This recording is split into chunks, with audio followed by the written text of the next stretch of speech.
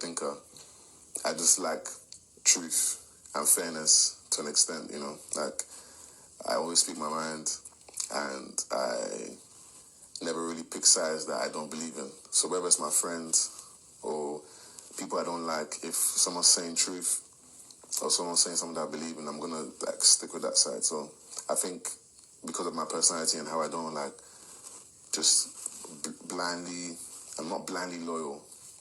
So I'm able to just kind of float around and be cool with everybody, which I think maybe kind of allows me to like just float under the carpet a little bit, not really have a target on my back. I think the game's a little bit easy. Everybody's kind of doing a kumbaya at the moment. I'm sure Big Brother has a lot in store for us in terms of twists and turns. So it's only been the third week, but so far, you know, people are, as been mentioned in the part this week, that people are just kind of just not really letting themselves go, not really being real, just not really playing the game, kind of just being a bit too careful, you know. And for me, I'm leaving everything on the line in terms of my personality. Like, I want people to understand me, and I want people not to like me. Like, I need people not to like me, because that means I'm being real. Everybody can't like me. Do you know what I mean? Because I know that my personality is here that I speak my mind a lot. You know, so I want people to understand the dynamics of who I am, like my character, things I will do, my principles that I follow, you know, and I also want people to maybe even understand that sometimes I do talk a lot, sometimes I do maybe analyze things too much, sometimes maybe I come across like I know a lot or whatever the case is. And I think that's fine. But as long as people know that there's different aspects to me, like I'm kind of comfortable with that. Like in the first week, I struggled a lot with my duo, because we had a little bit of issues before we came in. So I came in wanting to like have my space from her a little bit, you know. And obviously people wouldn't understand because just seeing us for the first time, they're expecting us to be super close, whatever. And I needed a little bit of space. So when I was with Wani,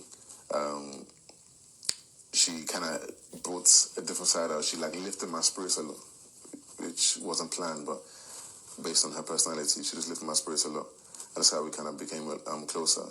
And also, like, Victoria kind of went in her shell, which made me, which was hard for me to do it, because that's not the Victoria that I know, you know. And I'm somebody who, my weak points is like dealing with women's emotions a lot. It's my weak point.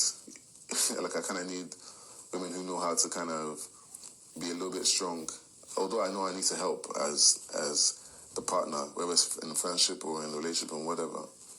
But those are things I struggle with sometimes, where if somebody's always down constantly, like I struggle with that, because I'm somebody who I know how to pick myself up. So me, for example, like being around Wani a lot, she knows how to kind of pick her spirit, and she also has her sister. So everything's not kind of everything doesn't fall on me, you know. But in the first week, it felt like I was dealing with my own emotions, which was this whole new environment. It was tough, and then also having to now do with the change of personality that I'm seeing, like from Victoria. So that was very tough as well. That first week was incredibly difficult for me. Like, when people like talk about leaving or voluntary exit or whatever in the Big Brother house, I'm always like, why would you want to do that? Like, you've done so much to be here.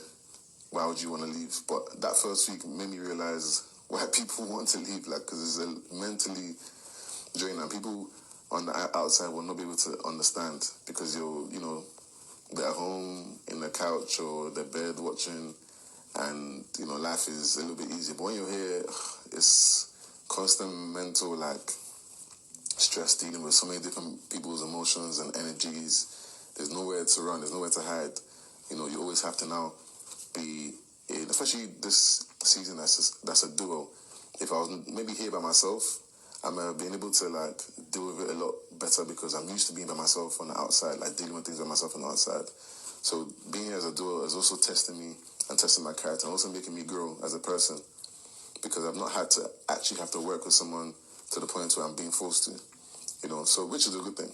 So it's better for me to learn to do that rather than run from it on the outside, On the outside, like, even when it comes to my friends, I never really have like tight friendships, except for a few people that understand me, because I don't really like to maybe overstress myself in friendships. I'm carrying so much of other people's problems on my head, like, I like being able to dip in and out, but this whole process is also definitely making me grow as a person and be better and just learn from like different experiences here.